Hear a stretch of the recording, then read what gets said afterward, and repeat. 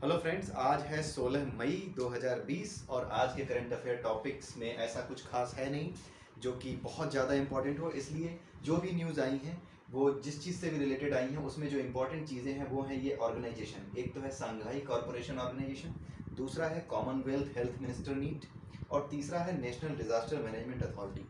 इसके बारे में कुछ बेसिक जानकारी हम एक तरीके से रिवाइज कर लेते हैं। ये आपको पता होंगी, ये तो हर कोई नोट करके रखता ही, अगर नहीं रखता है तो आज आप इसके बारे में मैं आपको कुछ बेसिक चीज़ें बता दूंगा। और लास्ट में है दिबंग प्रोजेक्ट।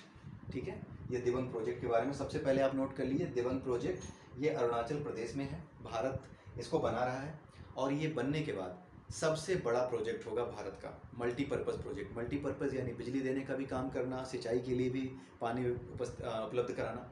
ये सारी चीज़ें जब एक साथ एक डैम से कई काम किए जाते हैं तब उसको कहते हैं मल्टीपर्पज़। ठीक है, तो इसको आप बस नोट कर लीजिएगा, दिबंग प्रोजेक्ट अरुणाचल प्रदेश में बन रहा है।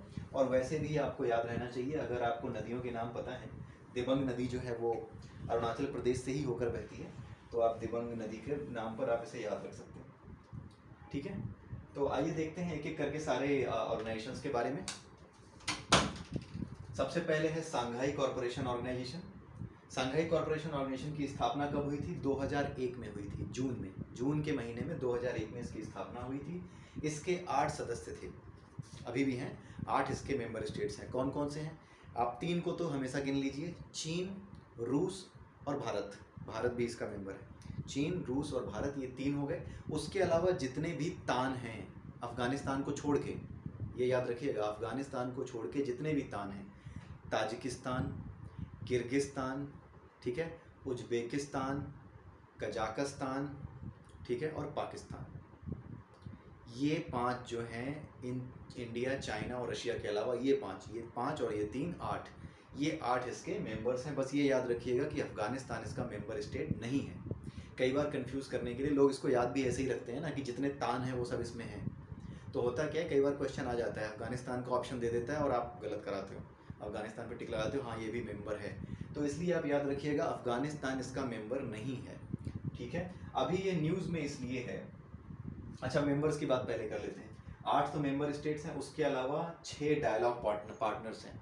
डायलॉग पार्टनर्स वे होते हैं जो कि कोई अगर बातचीत चल रही है, किसी विषय पर बात चल रही है, तो उस विषय पर अपने विचार वहाँ पर रख सकते हैं। मानी जाएगी या नहीं मानी जाएगी ये उस ग्रुप की मर्जी है, लेकिन वो अपने विचार रख सकते हैं। और हर चीज़ पे रख भी नहीं सकते, हर देश का एक अलग ही वो होता है। कुछ देश इसलिए रखे जाते हैं डायलॉग पार्टनर की तरह, जो कि किसी खास विषय पर ही अपनी राय दे सकते हैं। जैसे अगर कोई देश चाहता है कि वो हेल्थ के विषय में राय दे या इकोनॉमी के विषय में राय दे, तो वो वैसा ही डायलॉग पार्टनर होगा, इकोनॉमी का डायलॉग पार्टनर या फिर हेल्थ से रिलेटेड मैटर्स का डायलॉग पार्टनर। तो इस तरीके से डायलॉग पार्टनर बनाए जाते हैं और वो इसी विषय पर अपनी बात वहाँ पर रख सकते हैं जब भी इनकी मीटिंग होती है। उसके अलावा 4 ऑब्जर्वर स्टेट होते हैं।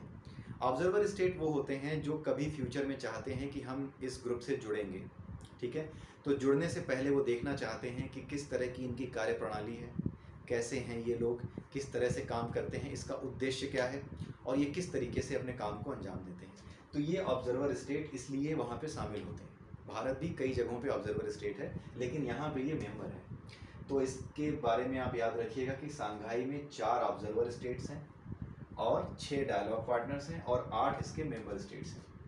उसके अलावा अभी ये न्यूज़ में इसलिए है क्योंकि अभी हमारे जो विदेश सचिव हैं, जो एस जयशंकर हैं, एस जयशंकर, इनका नाम याद रखिएगा, इन्होंने सांघाई कॉरपोरेशन ऑर्गेनाइजेशन की जो मीटिंग होती है, जितने भी फॉरेन मिनिस्टर्स की मीटिंग होती है, उस मीटिंग को इन्होंने अटेंड किया है। सभी देशों के विदेश मंत्री जो इसके मेंबर हैं, सांघाई कॉरपोरेशन ऑर्गेनाइजेशन के जितने भी देश मेंबर हैं, उन सभी के विदेश मंत्रियों की ये बैठक थी, फॉरेन मिनिस्टर्स की। और ये बैठक कहाँ हुई? वीडियो कॉन्फ्रेंसिंग के जरिए हुई।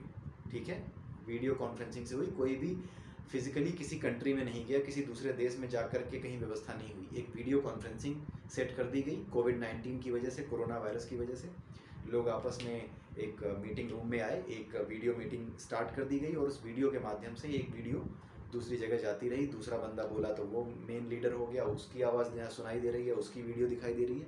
ये होती है वीडियो कॉन्फ्रेंसिंग, जो आप करते रहते होगे व्हाट्सएप पे भी। ठीक है, तो इसके जरिए जो है ये सांघाई कॉरपोरेशन ऑर्गेनाइजेशन की इस बार मीटिंग हुई है। तो ये पूछा जा सकता है कि किसने पार्टिसिपेट किया था, तो एस जयशंकर। बाकी इसकी जो बेसिक जानकारी है सांघाई कॉरपोरेशन ऑर्गेनाइजेशन की, ये आप याद रख सकते हो। कब ये इस्टेब्लिश हुआ, इसके कितने मेंबर्स हैं, उन सब के नाम, मेंबर्स के नाम तो जरूर याद होने चाहिए, और अफगानिस्तान जरूर याद होना चाहिए, क्योंकि अभी जो मीटिंग हुई थी उसमें जो मेन मुद्दा था, एक मुद्दा तो ये कोविड-19 था। ये हर जगह है, हर जगह इसको लेकर के डिस्कशन हो रही है कि कैसे इससे निपटा जाए, कैसे अपनी इकोनॉमी को वापस पटरी पे लाया जाए।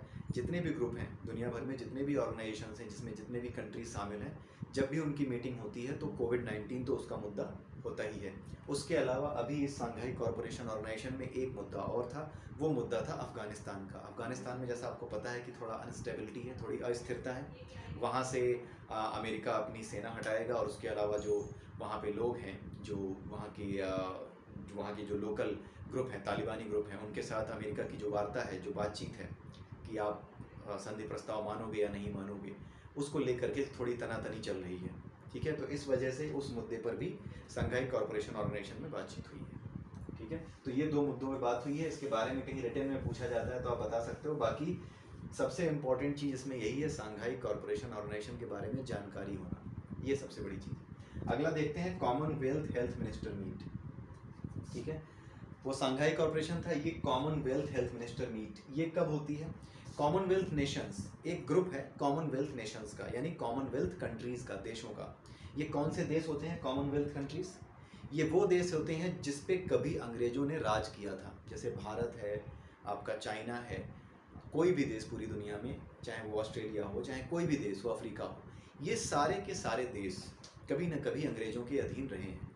इन्होंने जब अपने आप से आज़ादी पाई अंग्रेज़ों से, उसके बाद इन्होंने अपना एक ग्रुप बनाया जिसको कहते हैं कॉमनवेल्थ ग्रुप। शुरुआत में इसको ब्रिटिश कॉमनवेल्थ कहा जाता था, शुरुआत में इसका नाम ब्रिटिश कॉमनवेल्थ था। और इसमें एक सिंपल सी चीज़ याद रखिए कि जितने भी देश गुलाम थे पहले अंग्रेज़ों के, उन्हीं का ग्रुप है ये। जब ये आज़ाद हो गए तो इन्होंने अपना ग्रुप बना लिया, तो उन्हीं को हम कहते हैं कॉमनवेल्थ ग्रुप ऑफ नेशंस। ठीक है, उनके जो हेल्थ मिनिस्टर हैं, कॉमनवेल्थ नेशंस के जो हेल्थ मिनिस्टर हैं, इसी कोविड-19 की वजह से, कोरोना वायरस की वजह से, उन्होंने आपस में एक मीटिंग की। ठीक है, तो ये जो मीटिंग हुई है ये हर साल होती है। कब कब होती है? मिड मई में, यानी मई के बीच में, यानी 15 मई 16 मई के आसपास कभी होती है, किसी एक दिन हो जाती है। लेकिन इस बार कोविड-19 की वजह से इसमें भी क्या हुई है, वीडियो कॉन्फ्रेंसिंग हुई है। तो हर देश का जो हेल्थ मिनिस्टर है, जो कि कॉमनवेल्थ देश हैं, जो कि कॉमनवेल्थ ग्रुप ऑफ नेशंस में शामिल हैं, उन देशों के हेल्थ मिनिस्टर की आपस में मीटिंग हुई है। और कुल मिला के इसमें देश कितने हैं? 54 नेशंस। ठीक है, इम्पॉर्टेंट इसमें यही है कि आप इनके बारे में जानिए। ये न्यूज़ तो बहुत छोटी है कि मीटिंग हुई है, मेन चीज़ है कि इनके बारे में आप जानिए। कॉमनवेल्थ हेल्थ मिनिस्टर मीट क्या होती है, कब होती है, इसके बारे में जानकारी रखिए। और कॉमनवेल्थ नेशंस क्या होते हैं, तो ये भी जानिए। कॉमनवेल्थ नेशंस के बारे में आपको बता दिया। अब टोटल जो कंट्रीज़ हैं इसमें कॉमनवेल्थ नेशंस में, उनकी गिनती कितनी है? 54, 54 देश हैं, 54 कंट्रीज़ हैं कॉमनवेल्थ नेशंस में। ठीक है, इन 54 कंट्रीज़ में 3 डिवीजन्स हैं, 3 पार्ट्स में आप बांट सकते हो उनको। पहला पार्ट है 16 देशों का, 16 देशों का पहला पार्ट है, जिसको कहते हैं कॉमनवेल्थ रियलम। रियलम मतलब क्षेत्र, कॉमनवेल्थ रियलम इनको कहते हैं। क्यों कहते हैं? क्योंकि जो ब्रिटिश है, ब्रिटिश साम्राज्य है, वो अपना जो सबसे बड़ा जिसको मानते हैं वो है क्वीन, जो रानी है ब्रिटेन की, क्वीन एलिजाबेथ, उनको वो सबसे बड़ा मानते हैं। ठीक है, तो कुछ ऐसे देश हैं, इन 54 देशों में कुछ ऐसे देश हैं जिन्होंने कॉमनवेल्थ नेशन बनने के बाद भी, आज़ाद होने के बाद भी, उन्होंने ये कहा कि हम रानी को अभी भी वही सम्मान देंगे जो पहले देते थे। यानी जब वो गुलाम थे तब जो सम्मान दिया करते थे रानी को, जो रानी के अधीन हुआ करते थे, तो रानी को सम्मान हम आज भी देंगे। तो ऐसे वो देश 16 हैं जो रानी को सम्मान आज भी देते हैं। तो इन्हीं देशों को कहा जाता है कॉमनवेल्थ रियलम्स, यानी जो क्षेत्र सीधे कॉमनवेल्थ नेशंस में सीधे रानी के अंतर्गत आते हैं उनको रियलम्स कहा जाता है। उन क्षेत्रों को रियलम्स, मतलब उनको कॉमनवेल्थ रियलम्स कहा जाता है। ठीक है, उसके आगे हैं 33 कंट्रीज़। 33 जो कंट्रीज़ हैं, बाकी 16 ये हो गए, 33 बाकी की 33 कंट्रीज़ हैं, वो क्या करती हैं? वो रिपब्लिक हैं। जैसे हमारा है Republic of India, Pakistan Republic है, उसी तरीके से 33 टोटल कंट्रीज़ हैं जो रिपब्लिक हैं। और ये सीधे रानी को मतलब अपना ये हेड होने का मतलब ये नहीं है कि रानी इनको आदेश दे रही हैं या रानी का शासन चल रहा है। ये केवल एक सिंबॉलिक है, मतलब एक सांकेतिक रूप से उन्होंने रानी को अपना जो है वो माना है, सबसे बड़ा आदर दिया है। लेकिन इसका मतलब ये नहीं कि रानी उनको आदेश देती हैं या उनको आज भी रानी का उन पर शासन है, ऐसा नहीं है। वो केवल एक सांकेतिक सम्मान है। बाकी की 33 कंट्रीज़ हैं वो इस सांकेतिक सम्मान को नहीं देती। वो कहती हैं नहीं, हम इंडिपेंडेंट हैं, हम कॉमनवेल्थ का हिस्सा हैं, लेकिन रानी को हम अपना सांकेतिक हेड नहीं मानेंगे। ठीक है, ये 33 रिपब्लिक्स हैं। उसके बाद कितने बचे? 16 और 33 हो गए 49। उसके बाद बचे 54 में 5। तो बाकी के जो 5 हैं वो मोनार्क हैं। मोनार्क यानी जहाँ राजशाही है, जहाँ चुनाव नहीं होता, जहाँ राजा होता है। ठीक है, तो ये याद रखिएगा। कॉमनवेल्थ हेल्थ मिनिस्टर मीट कब होती है? मिड मई में, मई के बीच में कभी होती है। इसके 54 देश हैं। ठीक है, ये 54 देशों में 16 रियलम्स हैं, 33 रिपब्लिक हैं और 5 मोनार्क हैं। मोनार्क यानी राजशाही जहाँ होती है। ये इंपॉर्टेंट पॉइंट है, आप ये याद रखिएगा। बाकी कॉमनवेल्थ नेशंस के बारे में आप पढ़ते ही रहते होंगे, कहीं से जितना भी मिले इसके बारे में वो सब नोट कर लीजिए।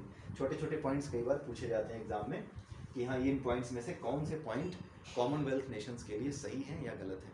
ठीक है, लास्ट टॉपिक बहुत छोटा सा है, नेशनल डिजास्टर मैनेजमेंट अथॉरिटी। ये भी एक जीके का टॉपिक है जिसके बारे में आप याद रख सकते हैं। करेंटली न्यूज़ में ये इसलिए है नेशनल डिजास्टर मैनेजमेंट अथॉरिटी क्योंकि हुआ ये है कि लॉकडाउन की वजह से बहुत सी फैक्ट्रियाँ जिसमें केमिकल बनता है, जिसमें रसायन बनते हैं, जहाँ किसी केमिकल का उत्पादन होता है या फिर किसी केमिकल को स्टोर किया जाता है, उसका भंडारण होता है, तो ये बहुत दिनों से बंद हैं। तो हो सकता है कि जो इनकी देख रेख करता रहा हो इस लॉकडाउन में भी, जो ज़रूरी काम थे वो तो चल ही रहे थे, तो हो सकता है कि इन फैक्ट्रीज़ में इनको जो देखता रहा हो उसने सही से फॉलो ना की हो चीज़ें, या जल्दीबाजी में की हों, या फिर ऐसा हो सकता है कि ठीक से ध्यान ना दे पाया हो क्योंकि बहुत कम लोग जाते थे, तो नज़र सबकी नहीं जाएगी अगर कहीं कुछ गड़बड़ी है तो उसको लेकर के नेशनल डिज़ास्टर मैनेजमेंट अथॉरिटी ने ऐसी सभी कंपनीज़ के लिए, ऐसी सभी फैक्ट्रीज़ के लिए जो कि केमिकल बनाती हैं या केमिकल को स्टोर करती हैं, उनके लिए एक गाइडलाइन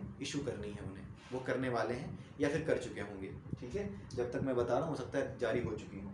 तो ये कुछ गाइडलाइंस जारी करेंगे कि जब भी लॉकडाउन के बाद ये फैक्ट्रीज़ खुलेंगी तो किस तरीके से आपको फैक्ट्रीज़ को खोलना है, किस तरीके से अपने केमिकल्स को हैंडल करना है, क्या प्रोटोकॉल आपको फॉलो करने होंगे, किस तरीके से आप इन्हें हैंडल करोगे, क्या एक साथ सारी फैक्ट्री चालू करोगे या फिर क्या प्रोसीजर होगा, किस तरीके से आप उसे चालू करोगे फैक्ट्री को, क्या सबसे छोटा काम पहले शुरू करोगे, केमिकल का प्रोडक्शन सबसे लास्ट में करोगे, या जहाँ स्टोरेज है वहाँ पे पहले कुछ देखोगे कि कहीं कुछ गड़बड़ी तो नहीं है, आग तो नहीं लग सकती या फैल तो नहीं सकता।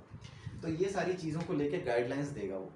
ठीक है, तो वो कंपनीज़ को जाएगी जो भी केमिकल बनाती हैं। अब इसमें जानने लायक चीज़ें क्या हैं कि नेशनल डिज़ास्टर मैनेजमेंट अथॉरिटी ये कब किस एक्ट के अंतर्गत आई? ये आई थी 2005 में, एक एक्ट आया था national disaster management authority act, ये 2005 में आया था। जब वो पास किया गया तो उसके बाद ये नेशनल डिज़ास्टर मैनेजमेंट अथॉरिटी बनी। ठीक है, और उसके बाद क्या है, एनडीए में, ये तो नेशनल वाली होगी जो कि पूरे देश के लेवल पर देखती है। उसके अलावा एक एसडीएम में भी होती है, यानी स्टेट डिज़ास्टर मैनेजमेंट अथॉरिटी, यानी राज्य के पास भी अपनी एक डिज़ास्टर मैनेजमेंट अथॉरिटी होती है। डिज़ास्टर मैनेजमेंट का होता है मतलब होता है आपदा प्रबंधन, यानी कोई मुसीबत आ जाए तो उससे कैसे निपटेंगे। ठीक है, जैसे अभी आई हुई है। ठीक है, तो ये आप याद रखिएगा, एनडीए में होता है, स्टेट के लेवल पर एसडीए में होता है, और ये बना था 2005 में। और सबसे बड़ी इंपॉर्टेंट चीज़ ये कि इसका हेड कौन होता है, अध्यक्ष कौन होता है इसका हेड होता है प्रधानमंत्री। भारत के प्रधानमंत्री इसके हेड होते हैं। ठीक है, ये याद रखिएगा। तो ये छोटी छोटी चीज़ें हैं जो पूछी जा सकती हैं, बहुत ज़्यादा इंपॉर्टेंट कोई न्यूज़ आज थी नहीं, तो इसलिए मैंने ये चीज़ें कवर कर ली। तो आप इसको नोट कर लीजिएगा और इसके बारे में और भी जितनी चीज़ें मिलती हैं वो नोट करते जाइएगा, बिकॉज ये इंपॉर्टेंट है। कभी कभी या हमेशा ही इनसे कोई ना कोई छोटे पॉइंट पूछ लिए जाते हैं। ठीक है, तो आज के लिए बस इतना ही। Have a nice day and bye bye.